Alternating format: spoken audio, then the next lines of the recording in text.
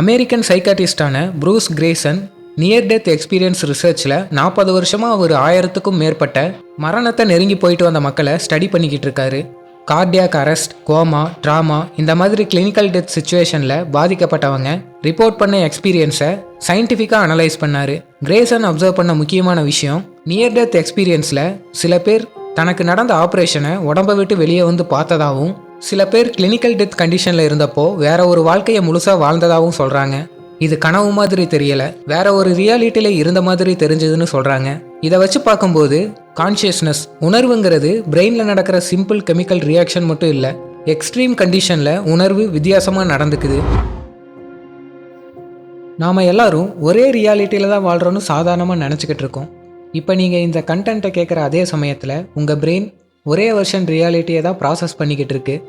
நீங்கள் பார்க்குற விஷுவல்ஸ், கேட்குற சவுண்ட்ஸ், ஃபீல் பண்ணுற பாடி சென்சேஷன்ஸ், எண்ணங்கள், இது எல்லாமே ஒன்றா மெர்ஜ் ஆகி ஒரு சிங்கிள் எக்ஸ்பீரியன்ஸ் மாதிரி தான் உங்களுக்கு தெரியும். இதைத்தான் நார்மல் ஹியூமன் கான்ஷியஸ்னஸ்னு நம்ம எல்லாரும் அக்செப்ட் பண்ணி வாழ்கிறோம். மனித பிரெயின் எல்லாருக்கும் ஒரே மாதிரி ஒர்க் ஆகிறது கிடையாது. நேச்சர் சில நேரங்களில் ரூல்ஸை பிரேக் பண்ணுற மாதிரியான மனிதர்களை உருவாக்குது. அதில் ஒரு ஷாக்கிங் எக்ஸாம்பிள் தான் ஒரே மனிதன் ஒரே நேரத்தில் 2 டிஃப்ரெண்ட் ரியாலிட்டிஸை எக்ஸ்பீரியன்ஸ் பண்ணுற நம்ப முடியாத ஒரு விஷயம். இது சினிமா இமேஜினேஷன் கிடையாது, ட்ரீம் வேர்ல்டு கிடையாது, ஹாலுசினேஷன் கிடையாது. நீங்கள் முழிச்சுக்கிட்டு இருக்கும்போதே 2 ரியாலிட்டிஸ் ஒரே நேரத்தில் ரன் ஆகிற ரியல் நியூராலஜிக்கல் கண்டிஷன் இது.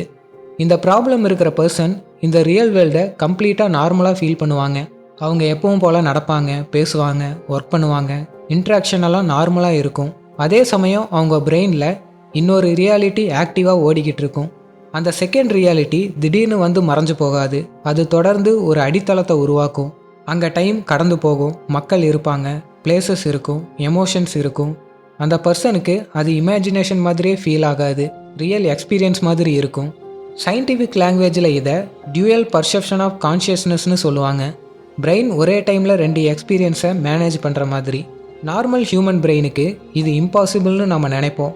ஆனால் சில ரேரான மரபணு சேஞ்சஸ் இந்த லிமிட்டேஷனை பிரேக் பண்ணுது.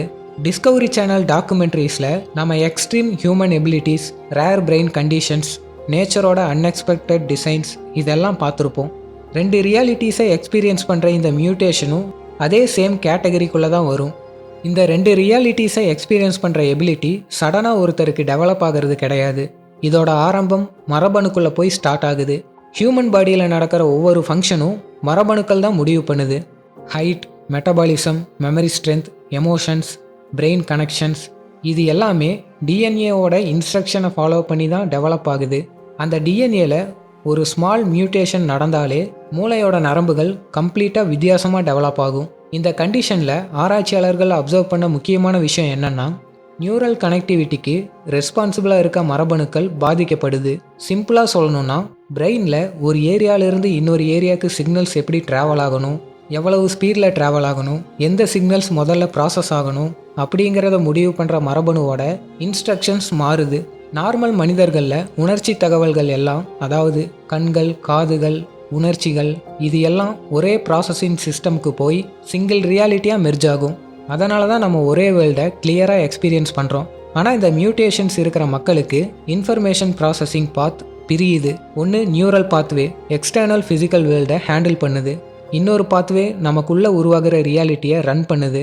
நமக்குள்ளே உருவாகிற ரியாலிட்டி இமேஜினேஷன் மாதிரி வீக் சிக்னல் இல்லை, high level neural activity use பண்ணி ஜென்ரேட் ஆகுது. அதனால தான் பாதிக்கப்பட்ட மக்கள் நான் இமேஜினேஷன் பண்ணலை, அது ரியலாக ஃபீல் ஆகுதுன்னு சொல்கிறாங்க. இது ஸ்கிசோஃப்ரீனியா மாதிரி மனநோய் கிடையாது. ஸ்கிசோஃப்ரீனியாவில் ரியாலிட்டி கன்ஃபியூஷன்ஸ் இருக்கும். ஆனால் இங்கே ஒரு பர்சனுக்கு கிளியர் அவேர்னஸ் இருக்குது, வெளி உலகம் ரியல்னு தெரிஞ்சிருக்கும், அதே சமயம் உள்ள நடக்கிற ரியாலிட்டியும் பேரலாக எக்ஸ்பீரியன்ஸ் பண்ணுவாங்க. பிரெயின் ஸ்கேன் ஸ்டடீஸில் ரிசர்ச்சர்ஸ் நோட் பண்ண விஷயம், ப்ரீஃப்ரண்டல் கார்டெக்ஸ் மற்றும் டிஃபால்ட் மோட் நெட்வொர்க் 2 ஏரியாவும் அன்யூஷுவலாக ஒரே டைமில் ஆக்டிவாக இருக்குது. நார்மலாக டிஃபால்ட் மோட் நெட்வொர்க் ஆக்டிவாக இருந்தால் வெளி உலகத்தை பற்றின அவேர்னஸ் கம்மியாக இருக்கும். ஆனால் இங்கே வெளி உலகத்தை பற்றின அவேர்னஸ் ஆனில் இருந்தாலும் இன்னர் ரியாலிட்டி நெட்வொர்க் ஃபுல்லாக ஆக்டிவில் இருக்குது. இதுதான் சயின்ஸுக்கு ஷாக்கான ஒரு பாயிண்ட். பிரெயின் ரூல்ஸ் பிரேக் ஆகிற மாதிரியான ஒரு இன்சிடெண்ட். இந்த மியூட்டேஷன் இருக்கிற ஒருத்தரோட டெய்லி லைஃப் வெளியிலேருந்து பார்க்கும்போது நார்மலாக தான் தெரியும். வேலைக்கு போவாங்க, நார்மலாக பேசுவாங்க, ஆனால் அவங்க பிரெயினுக்குள்ளே நடக்கிற எக்ஸ்பீரியன்ஸ் கம்ப்ளீட்டாக டிஃப்ரெண்ட்டாக இருக்கும். சில பேர் இந்த கண்டிஷனை அட்வான்டேஜாக யூஸ் பண்ணுறாங்க. க்ரியேட்டிவ் ஃபீல்டில் இருக்க ரைட்டர்ஸ், ஆர்டிஸ்ட், இன்னர் ரியாலிட்டியிலிருந்து ஐடியாஸை நேச்சுரலாக எடுக்கிறாங்க. இமேஜினேஷன் எஃபோர்ட் இல்லாமல் டைரெக்டாக கண்டென்ட் ஃப்ளோ ஆகுது. ஆனால் எல்லாருக்கும் இது gift கிடையாது. மேக்ஸிமம் எல்லாரும் மனதளவில் சோர்வாக ஃபீல் பண்ணுறாங்க. பாதிக்கப்பட்டவங்க சில பேரை இன்டர்வியூ எடுத்ததில் அவங்க சொன்ன பொதுவான ஒரு விஷயம், நான் தனியாக இல்லை, ஆனால் தனியாக இருக்கிற மாதிரி இருக்குது. இது ஒரு நோய் இல்லை, இது ரியாலிட்டியை எக்ஸ்பீரியன்ஸ் பண்ணுற வித்தியாசமான ஒரு வழி. இந்த கண்டிஷனுக்கு அட்டென்ஷன் கிடைக்க ஆரம்பித்தது பிரெயின் இமேஜிங் ஸ்டடீஸ் ஸ்டார்ட் ஆனதுக்கப்புறம் தான். ஆரம்பத்தில் இந்த மாதிரி பீப்புள் சொல்கிற எக்ஸ்பீரியன்ஸை இமேஜினேஷன் சொல்லி ரிஜெக்ட் பண்ணிட்டாங்க. ஆனால் மாடர்ன் நியூரோ சயின்ஸ் டூல்ஸ் வந்ததுக்கப்புறம் ஆராய்ச்சியாளர்களால் இதை டெஸ்ட் பண்ண முடிஞ்சது. Functional MRI, EEG, advanced brain scan use பண்ணி பாதிக்கப்பட்டவங்களோட பிரெயினில் எக்ஸாக்டாக என்ன நடக்குதுன்னு அப்சர்வ் பண்ண முடிஞ்சுது. பிரெயின் 2 வித்தியாசமான ஸ்டோரி லைனை ஒரே நேரத்தில் ரன் பண்ணுது. ஒன்று எக்ஸ்டர்னல் வேர்ல்டை ஃபாலோ பண்ணுது, இன்னொன்று நமக்குள்ளே உருவாகிற ரியாலிட்டியை ஃபாலோ பண்ணுது. முக்கியமான விஷயம், சிக்னல்ஸ் ஒன்றோட ஒன்று மிக்ஸ் ஆகலை. பிரெயின் கிளியராக செப்பரேட்டாக ப்ராசஸ் பண்ணுது. மெடிக்கல் ரிசர்ச்சில் இன்னொரு முக்கியமான விஷயத்தை கண்டுபிடிச்சாங்க. அது என்னன்னா, இதை சரி பண்ணுறதுக்கு மயக்க மருந்து கொடுத்தாங்க. அது அந்த அளவுக்கு வேலை செய்யலை. மயக்க மருந்தோட வீரியத்தை அதிகப்படுத்தியும் உள்ளே நடக்கிற ரியாலிட்டியை ஃபுல்லாக ஸ்டாப் பண்ணலை. ஸோ இதுக்கு ரீசன் கெமிக்கலோட சமநிலை காரணம் இல்லைன்னு புரிஞ்சுக்கிட்டாங்க. சயின்ஸ் மெதுவாக ஒரு விஷயத்தை ஏற்றுக்க ஆரம்பிச்சுது. ஹியூமன் கான்ஷியஸ்னஸ் ஒரே ஒரு நூல் மாதிரி இருக்க சிஸ்டம் கிடையாது. குறிப்பிட்ட மரபணுவோட மாற்றத்தால் பல நூல் கொண்ட சிஸ்டமாக மாறலான்னு சொல்கிறாங்க. அதாவது நம்மளோட கான்ஷியஸ்னஸ் பல ரியாலிட்டிஸை எக்ஸ்பீரியன்ஸ் பண்ண முடியும். இந்த மியூட்டேஷனால் பாதிக்கப்பட்ட குழந்தைகள் இது நார்மல் தான்னு அக்செப்ட் பண்ணிக்குவாங்க. எனக்கு இப்படி தான் மைண்ட் ஒர்க் ஆகுதுன்னு நினச்சி வளருவாங்க. ஆனால் ஏஜ் அதிகமாகும்போது எமோஷ்னல் சைடு மெதுவாக தெரிய ஆரம்பிக்கும்.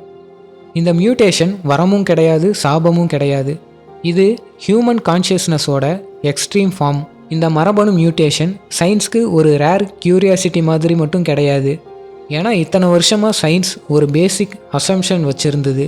மனிதனோட பிரெயின் ஒரே நேரத்தில் ஒரே எக்ஸ்பீரியன்ஸை தான் ஹேண்டில் பண்ண முடியும்.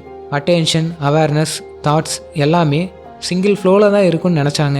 ஆனால் இந்த மியூட்டேஷன் அந்த ஐடியாவை முழுசாக மாற்றுச்சு. இன்னர் ரியாலிட்டியை கம்ப்ளீட்டாக ரிமூவ் பண்ண முடியாது, அதுக்கு பதிலாக அதை டெவலப் பண்ண முடியும். அதே சமயம் மென்டல் ஓவர்லோட் ரிஸ்க்கும் அதிகமாக இருக்கும். இந்த மியூட்டேஷன் சயின்ஸுக்கு சொல்லிக் கொடுக்குற பெரிய லெசன் என்னென்னா, ஹியூமன் கான்ஷியஸ்னஸுக்கு பவுண்டரிஸ் இன்னும் முழுசாக கண்டுபிடிக்கப்படலை. நாம் நினைக்கிற நார்மல் மைண்ட் ஒரு ஆரம்பம் கூட கிடையாது. தெரிஞ்சுக்க வேண்டியது இன்னும் நிறையா இருக்குது. அது எப்படிங்கிறது தான் இங்கே கேள்வி.